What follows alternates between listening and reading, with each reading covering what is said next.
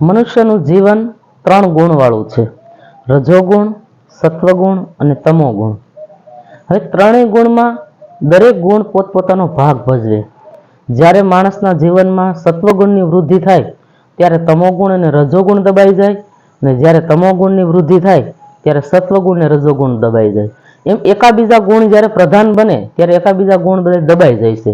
હવે આપણે વિચાર કરવાનો છે કે આપણે તમોગુણની વૃદ્ધિ કરવી કે સત્વગુણની વૃદ્ધિ કરવી.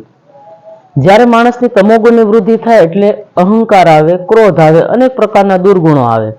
પણ આપણા જીવનમાં સત્વગુણની વૃદ્ધિ કેમ થાય એ જોવાનું છે. એક દિવસ વિશ્વામિત્ર ને વિચાર આવ્યો કે મારે તપ કરવું છે. તો જંગલમાં ગયા તપ કરવા માટે. ખૂબ તપ કર્યું, વર્ષો સુધી તપ કર્યું અને એક મોટા તપસ્વી બની ગયા. પછી પોતાને એમ હતું કે હું રાજર્ષિ છું, તો તપ કરું તો મહર્ષિ બની જાઉં. ખૂબ તપ કર્યું. પછી એક દિવસ ઋષિ મુનિની સત્સંગ સભા હતી. એમાં વશિષ્ઠ ઋષિ અને ઘણા બધા સંતો મહાપુરુષો હતા. ત્યારે વિશ્વામિત્ર સત્સંગ સભામાં ગયા. ત્યારે બધા સંતો મહાપુરુષોએ ઋષિ મુનિએ કીધું કે આવો રાજર્ષિ. ત્યારે વિશ્વામિત્રને એમ થયું કે હું તો તપ કરી તપસ્વી બન્યો, મહર્ષિ બન્યો, મને રાજર્ષિ કેમ કહે? ખરેખર આ સંતો મહાપુરુષોને ખબર નહીં હોય કે મેં તપ કર્યું છે આટલું. કઈ વાંધો નહીં. થોડીક વાર લાગી, વળી પાછો મનમાં વિચાર કરે કે આ લોકોને હું વાત કરું, કહું કે ભાઈ હું મહર્ષિ થઈ ગયો છું. ના, કાંઈ વાંધો નહીં, એને ખબર નહીં હોય. વળી પાછા બીજા દિવસે સભામાં ગયા. ત્યારે પણ વશિષ્ઠ ઋષિએ કીધું કે આવો રાજર્ષિ. વિશ્વામિત્ર કે હજી વશિષ્ઠ ઋષિને પણ ખબર નથી કે મેં કેટલું તપ કર્યું છે. મારે તપની તો કેટલી વાહ વાહ થાય છે. આખા જગતની અંદર કેટલા લોકો મારા તપને વખાણે છે. ના, ઋષિ મને રાજર્ષિ કેમ કહે છે? એને ખરેખર મારા પ્રત્યે કુભાવ લાગે છે. મહર્ષિ મને નથી કહેતા. આવું ઘણા દિવસો ચાલ્યું. વિશ્વામિત્રના મગજની અંદર એક અલગ પ્રકારનું આખું વાતાવરણ, એક નેગેટિવ આખું મગજમાં એક વાતાવરણ ઊભું થઈ ગયું કે મારા જીવનમાં મેં આટલું તપ કર્યું છે છતાંય મને રાજર્ષિ કહે છે ને મહર્ષિ કેમ નથી કહેતા. એટલે એક સૂક્ષ્મ રીતે થોડોક અહંકાર અને તમોગુણની વૃદ્ધિ થઈ. એક સૂક્ષ્મ અહંકાર આવ્યો કે હું આટલો તપસ્વી છતાં આ લોકોને ખબર નથી.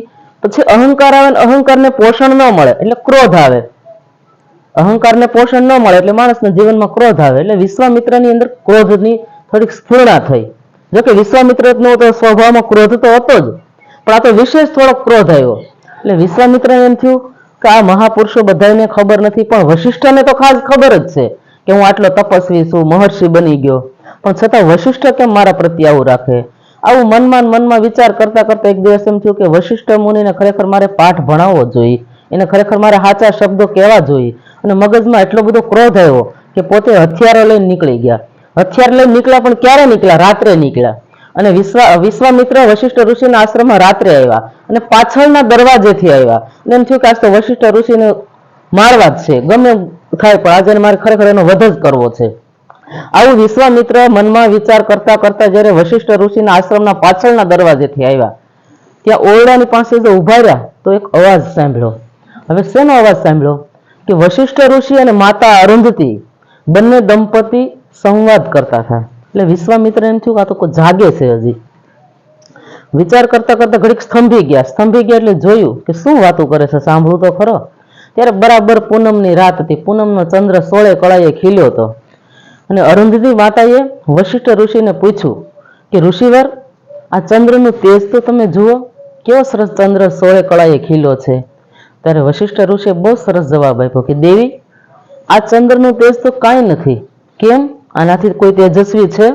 હા, કે આપણા વિશ્વામિત્ર જે તપ કર્યું છે, જેનામાં જે તેજ છે, એની આગળ ચંદ્ર પણ ઝાંખો પડે. ઓહ, વિશ્વામિત્રની તો આંખ ખુલી ગઈ કે મારા પ્રત્યે આવો સરસ અહોભાવ, મારા પ્રત્યે એના હૃદયમાં આવો ભાવ છે અને એના પ્રત્યે હું કેવું વિચારું છું. વિશ્વામિત્ર ત્યાં સ્તંભી ગયા. વિચાર કરે છે શું કરું. બે ઘડી વિચાર કરીને આમ મગજની અંદર એટલું બધું ગળમથલ થવા માંડે કે ઋષિ મારા પ્રત્યે કેટલો સારો આદર ભાવ છે અને મેં તો એનો વધ કરવાનો, એને મારવાનું, ખરાબ શબ્દો કહેવાનું વિચારીને રાત્રે એના આશ્રમમાં હું આવ્યો.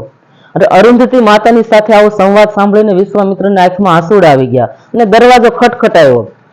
ત્યારે વશિષ્ઠ મુનિએ પૂછ્યું કોણ છે? બોલે હું વિશ્વામિત્ર. દરવાજો ખોલ્યો. વિશ્વામિત્ર આવીને સીધા વશિષ્ઠ ઋષિના પગમાં પડી ગયા, દંડવત પ્રણામ કર્યા. ત્યારે વશિષ્ઠ ઋષિએ કીધું આવો મહર્ષિ. ઓ, તમે આજે મને મહર્ષિ કીધું? કે આજે તમારામાં સત્વગુણની વૃદ્ધિ થઈ ગઈ છે અને અહંકાર પણ તમારો ઓગળી ગયો છે. અત્યાર સુધી તમારી અંદર તમોગુણનો પ્રધાનપણું હતું, અહંકાર એટલો હતો અને ક્રોધે એટલો હતો, એટલે સત્વગુણ પ્રધાન નહોતો. ત્યારે વિશ્વામિત્રને ખૂબ અંદરથી પસ્તાવો થયો કે આવા મહાન ઋષિ મારી પાછળથી કેવી સારી વાતો કરે છે અને મેં એના પ્રત્યે કેવો દુર્ભાવ રાખ્યો. ત્યારે વશિષ્ઠ ઋષિએ કીધું કાંઈ વાંધો નહીં, જીવનો સ્વભાવ છે એવું ચાલ્યા કરે, પણ તમારો અહંકાર ઓગળી ગયો છે એટલે તમે મહર્ષિ થઈ ગયા. એમ જીવનમાં માણસના સત્વગુણની વૃદ્ધિ કરવી તો ખરેખર તમોગુણને આપણે દબાવવો પડે. તમોગુણને કેવી રીતે દબાવી શકીએ? કે જ્યારે એવી કોઈ સારી પ્રવૃત્તિ કરીએ, મહાપુરુષોનું સાનિધ્ય સેવીએ, સત્સંગ કરીએ, શાસ્ત્રોનું અધ્યયન કરીએ, આપણે એવો સ્વાધ્યાય કરીએ, ત્યારે ખરેખર આપણો અહંકાર ઓગળે. મહાપુરુષોના સાનિધ્ય સિવાય આપણો અહંકાર ઓગળતો નથી.